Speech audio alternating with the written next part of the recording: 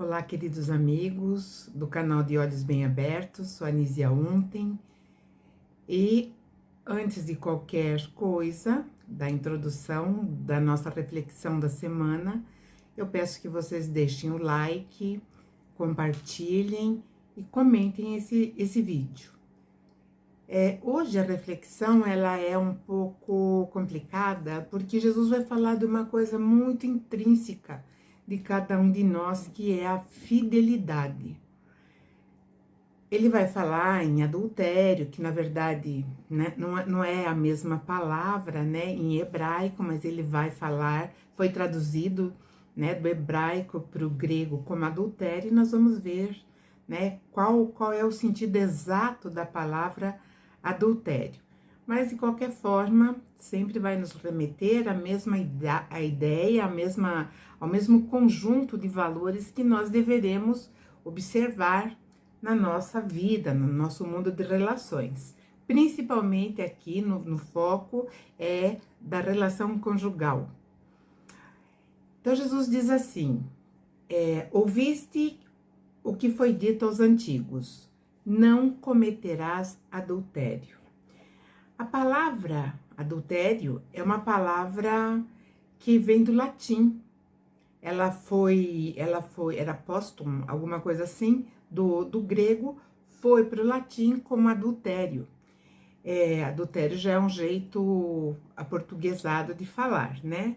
Mas a palavra em si significa cobiçar alguém bonito ou precioso ou desejável, algo muito agradável à vista, que causa prazer em ver.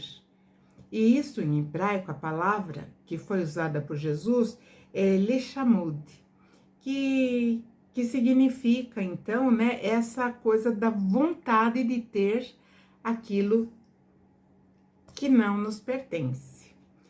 Então, a palavra hebraica para adultério é naf, que significa certamente, assim, direitinho, excitação. Então, quando nós começamos a observar aqui, né, naquilo que Jesus falou,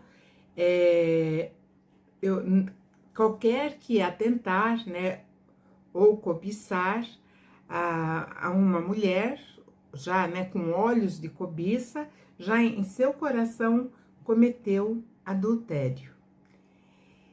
E quando Jesus usa o termo ouviste o que foi dito aos antigos, como já também teve nos vídeos passados, né, a mesma expressão, ouviste o que foi dito aos antigos, nós sempre vamos remeter, né, aos ensinamentos ou ao código moral deixado, né, por Moisés.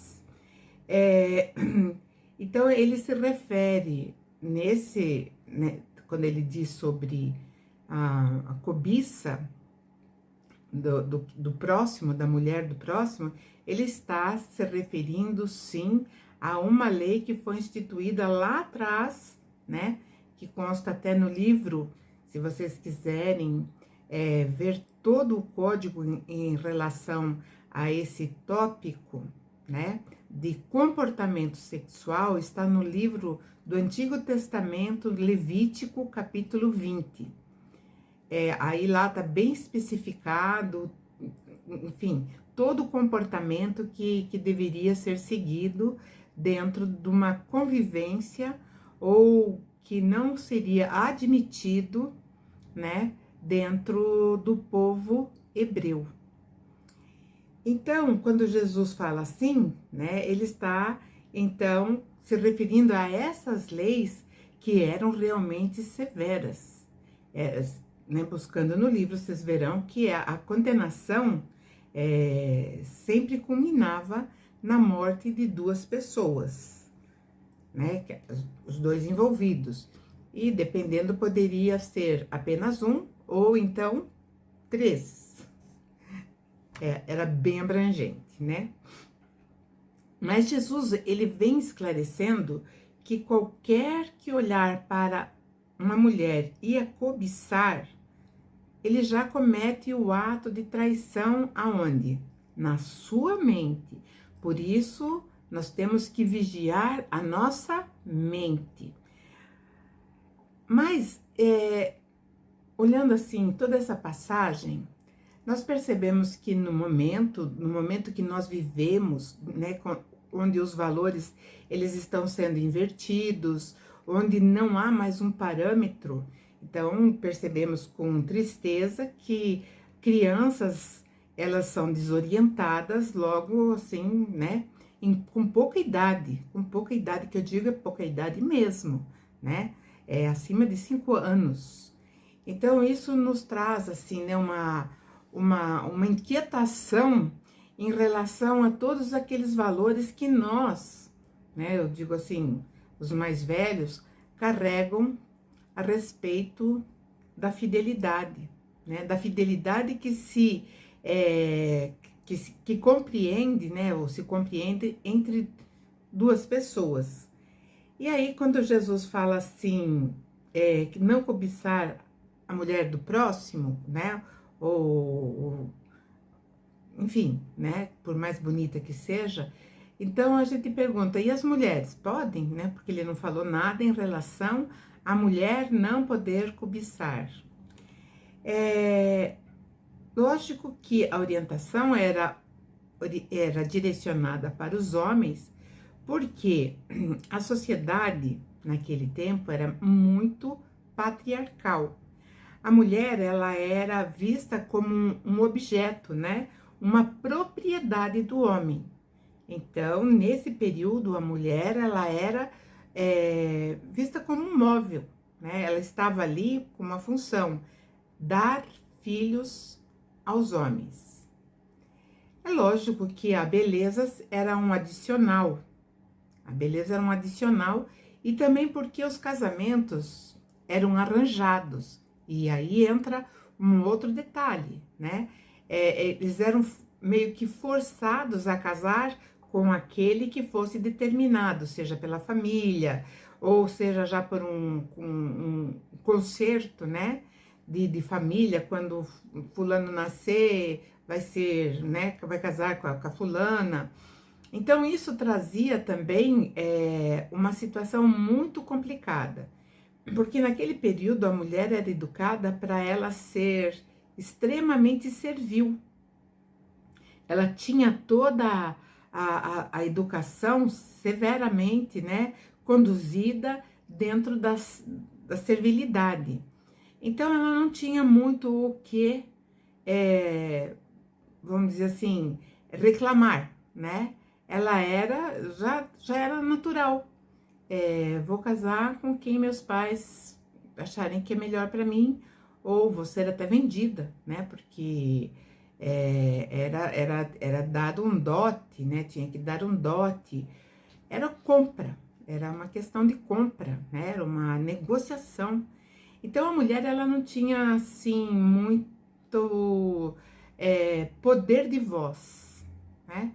Então era difícil para a mulher então sair dali de repente e sei lá, cometer uma traição, né?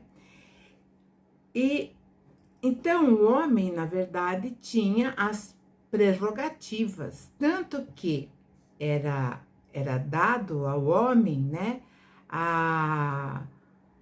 o direito de ter mais de uma esposa. Ele podia ter várias esposas, né?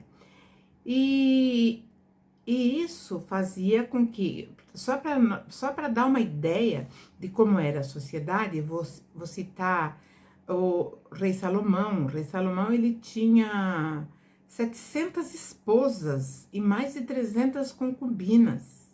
Então, somando tudo, dava mais de 1000. Provavelmente ele não chegou a conhecer essas mulheres. Então, ele tinha aquelas que ele preferia, e normalmente as que ele preferia, né, não eram exatamente do seu harém, eram mulheres que ele olhava, né.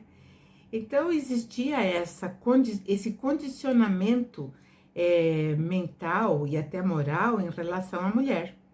Ela estava lá para servir, né, ao homem de todas as formas. Lembrando mais um exemplo também, né? O rei Davi. O rei Davi também teve muitas mulheres, mas ele gostava de determinadas mulheres, né? E, enfim, naquele período, então, era comum isso. E no Oriente Médio, né, no tempo de Jesus, isso também era usual, esse comportamento era usual. E chegando a ponto, né, de quando o homem, ele se enjoava da mulher, porque o casamento talvez era aqueles casamentos arranjados, então ele simplesmente se desfazia da mulher, né? Lá atrás, no tempo de Moisés, né, quando o homem ele tinha assim uma desconfiança que a mulher havia traído, ele ia até o oficial, o juiz, e falava: eu acho que minha mulher está me traindo. Por quê? Eu não sei, eu acho, né? Então a mulher era levada ao tribunal, davam para ela uma beberagem, né, que era de ervas amargas, é lógico que eram todas tóxicas, veneno, né? Se a mulher sobrevivesse, ela não tinha cometido, então o homem tinha errado no seu julgamento. Mas se ela morresse, ela era tida como uma mulher ruim, né? Uma mulher prostituída. Então era muito severo, né? Mais na frente nós vamos ver, num outro tema de meditação, nós veremos que Jesus também vai falar sobre isso, né? Ele vai dizer mais claramente aquilo que nós estamos agora abrindo, né? Expandindo em nossa mente a respeito dessa questão da fidelidade e da questão do casamento. Nos dias atuais, nós vemos que o nosso costume mudou um pouco, porque principalmente no Ocidente, na Europa, não existe mais acertos de casamento. Nós casamos com aqueles que escolhemos, né? Ou com aquelas que escolhemos. Casamos por afeição, por amor. Há poucos casos de pessoas que casam por uma compulsão de momento. Eu vou casar, casei, né? E na verdade não, nós casamos, né? Naturalmente temos o nosso tempo de namoro, de conhecimento, de encantamento, né? E depois então nós passamos para efetivamente uma vida mútua, juntas. Não estou falando isso no papel, né? No casado, que também é muito bom, né? É muito bom. E aí, como Jesus ele está falando isso sobre vigilância da mente, então ele fala dessa questão da fidelidade dentro de um relacionamento conjugal.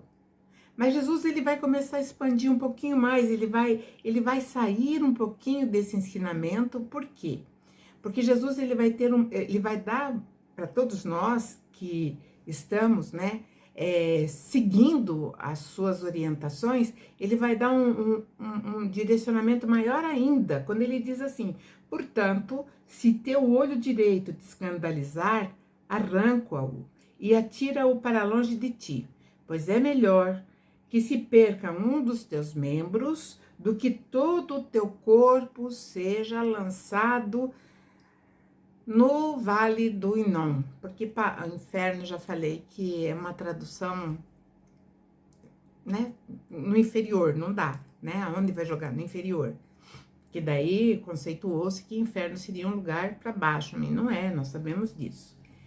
Então vamos lá, né, então Jesus está falando não cobiçar a mulher do outro, mas nós vimos que na tradução, essa cobiça dentro do vocabulário hebraico, ela é abrangente, ela abrange a coisas agradáveis aos olhos, coisas bonitas, né? Então Jesus fala que nesse momento, então, se o teu olho, né, direito te escandalizar, joga fora, né? Atira-o para longe de ti. Ou seja, então nós vamos perceber que Jesus está falando de uma coisa muito, muito, muito, muito nossa, muito que sempre existiu. Quando nós olhamos para pessoas, né, que possuem bens, que possuem coisas bonitas, na maioria das vezes vem, né, aquela emoção da inveja. E isso é muito ruim. E isso faz com que nós realmente, né, percamos uma parte da nossa integridade, ou nós conspurcamos, né, essa nossa integridade, porque nós começamos, muitas vezes, não estou falando geral, mas eu já vi pessoas que conjecturam, né, projetam na sua mente o que fazer, ou como chegar a ter exatamente igual aquilo, ou então suplantar com algo melhor ainda, né? E como eu falei, eu não vou falar que é um defeito, né? É um defeito moral. É um defeito moral, e esse defeito moral faz com que nós tenhamos o quê? Uma ligação forte na emoção da inveja, né? E que, dependendo do grau, pode levar, sim, até homicídios ou fraudes, enfim. Então, nós sabemos que é uma coisa muito, muito negativa para nós, em relação à nossa elevação moral, à nossa conduta, que nós temos que primar, né? Ela tem que ser ilibada. Então, esse olho doente deverá ser atirado para longe, ou seja, não é arrancar o olho e jogar, é começar a conscientizar. Porque, olha, Jesus, ele fala, não, arranca os dois olhos. Então, ele diz, arranca um, ou seja, diminua, né, aquilo que você vê e que você deseja para si, cobiça para si, para você não cair nessas armadilhas que vão trazer prejuízo, com certeza, né? Então, essas armadilhas trazem prejuízo e nós nos ligamos de alguma forma com aquela pessoa que nós estamos direcionando, né, toda a nossa atenção, aquele desejo, aquela ânsia de ter igual. E Jesus continua: e se tua mão direita te escandalizar, corta-a, atira-a para longe de ti, porque é melhor que um dos teus membros se perca do que seja todo o teu corpo lançado no Hinnom, né? E aqui, então, é a mesma coisa. Aqui ele já fala do quê? Antes ele fala do olho, né? Porque nós vemos, depois nós colocamos na nossa mente, ali nós trabalhamos, né? Nós criamos condições, situações tramamos, né? Tramamos para a gente ter aquilo que nós achamos que devemos ter, que somos nós que devemos ter, né? Então, aqui ele está falando também na mão, porque a mente articula e a mão realiza, né? Então, é a mão que vai falsificar, é a mão que vai fraudar, é a mão que vai roubar, é a mão que muitas vezes aperta a outra mão e depois, né, faz com que o outro seja lesado. E essas manobras, né, que passa pela mente, porque o olho vê, a mente processa, maquina e a mão realiza, né? Então, é tomar aquilo que não nos pertence. Então, é isso, né? Aí Jesus volta outra vez a falar sobre a fidelidade. E aqui ele já vai entrar direto na questão do divórcio, né? Qualquer que deixar sua mulher, dê-lhe carta de divórcio. Então, na nossa tradução, é dito carta de divórcio. Então, muitas pessoas às vezes falam, nossa, mas no tempo de Jesus já tinha divórcio? Sempre existiu separações. Não é coisa nova, não é coisa do nosso século, né, atual. Sempre existiram as separações. E em algumas traduções consta carta de repúdio, o que não é, qualquer que deixar a sua esposa, dê-lhe carta de repúdio. Então, nós sabemos que a palavra repúdio é um verbo que significa o quê? Repudiar é não querer viver, é algo assim que gera até um desprezo, né? Então, na verdade, o que Jesus quis dizer no âmago da questão, qualquer que deixar sua mulher, dê-lhe carta de liberdade. Olha bem a diferença. Como nós vimos lá no começo, né, a sociedade de então, e até hoje em muitos países do Oriente Médio, ainda existe essa tradição de um homem ter mais que uma mulher, né? Então, aqui, se ele não quer mais uma mulher, então ele que dê carta de liberdade, ou seja, ela pode reconstruir sua vida depois de ser devolvida para a sua família. Porque quando o homem chega e fala, não quero mais, ele vai ter que devolver a mulher da onde ele tirou. Então, isso é uma lei também, né? E quando ele leva a mulher de volta, e ela não fez absolutamente nada, como a traição, né?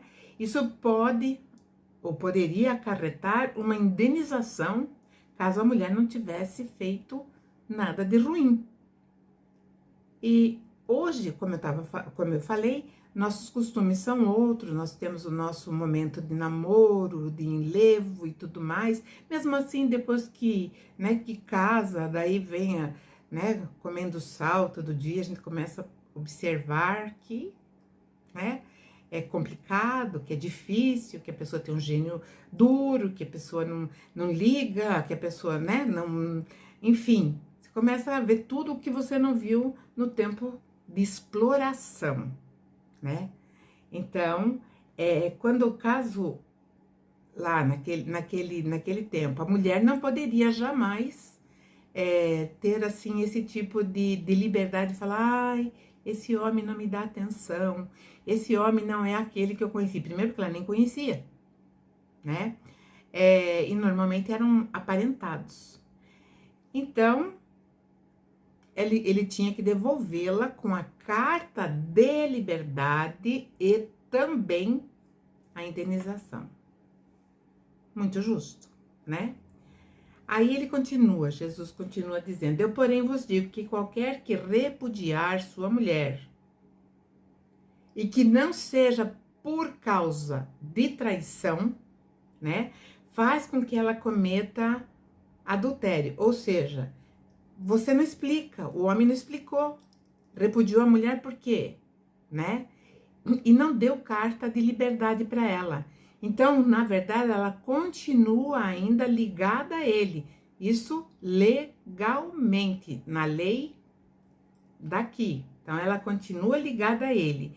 E faz com que ela seja, né, considerada adúltera. Né? Mas adúltera é uma palavra muito, muito diferente daquilo que, né, a gente poderia colocar aqui, que nós nos acostumamos a falar adultério, né? E qualquer que se casar com a repudiada ou com a mulher que foi repudiada sem nenhuma justificativa, também cometerá adultério.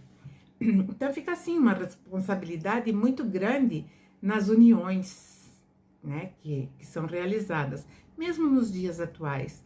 Embora isso tenha, né, todo um selo de antiguidade, mas ainda existe, né, no Oriente Médio ainda essa mesma situação, nós continuamos ainda dentro dessa conceituação de moralidade, né? E outra, a fidelidade é uma coisa muito importante, né?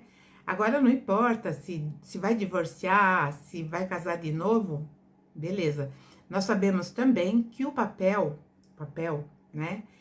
O casamento legalizado no papel é um direito civil, né? Para resguardar direitos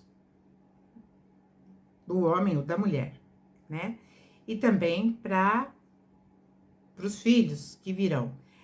No caso aqui, nós temos que analisar que é a nossa mente, que é a nossa vigilância em relação a tudo que nos cerca, né?